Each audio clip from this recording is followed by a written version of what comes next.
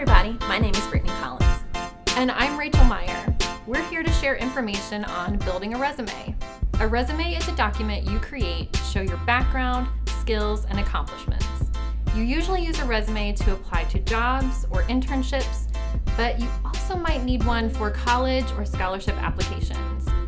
Whether it's your first resume or you need a refresher, we hope these examples and guidance help you create a shining representation of yourself. Before you get started, brainstorm a list of activities and experiences you have. Examples include clubs, sports, music, 4-H, work you do with your house of worship, arts, volunteer work, or a part-time job or an internship. Not involved with anything right now? It's the perfect time to ask a parent or guardian, your school counselor or your favorite teacher, or another trusted adult to help you find something that matches your interests and make that leap. Let's start with the basics of building your resume. First thing, make sure that your contact information and name is correct. Whether you're applying for a scholarship or a job or internship opportunity, one of the most important parts is making sure that folks know where exactly to reach you. So you can start off by setting up a personal email address separate from your school that involves your name, maybe a couple of numbers if necessary, so that folks can reach back out. Also make sure to include a good contact phone number as well. Overall for your resume, keep it concise. 1 page is enough. Longer resumes are reserved for adults with many years of experience. When formatting your resume, use bullet points for the various lists. This is a time where you can disregard those full sentences and periods. You just want to highlight your experience in each bullet. List your high school as well as your college if you're currently attending, and make sure that you also include your GPA so that folks can get an idea of how strong you perform academically. Take a look at activities and experiences that you've had over time and really start to brainstorm what you want to highlight on your resume.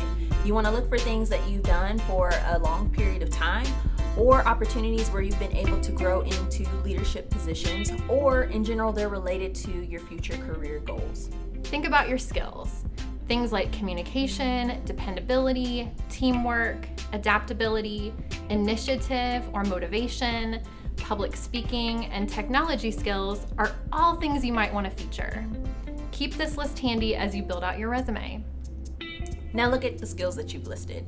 How can you relate those skills back to the opportunity that you're seeking? For example, maybe you worked at a day camp for the past 2 summers.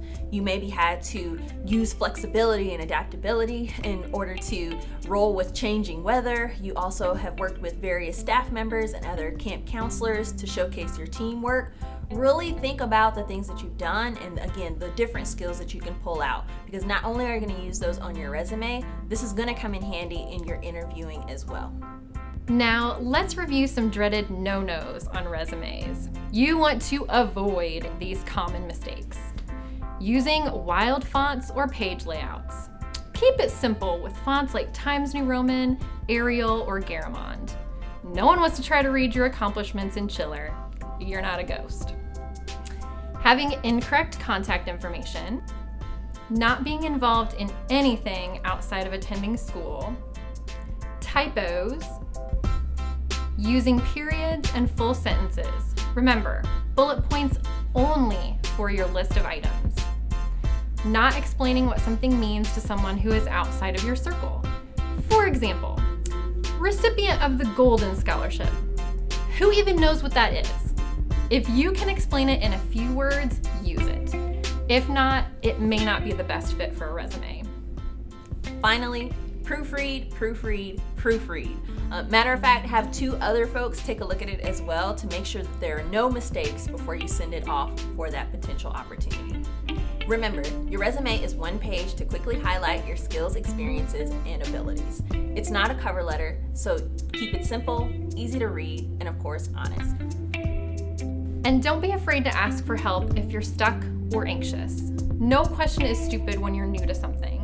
There are lots of trusted adults at school or at nonprofits who would be happy to help you. Remember, we all start somewhere, so don't be discouraged if you don't get that interview or the job.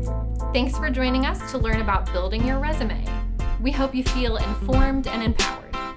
You can do it!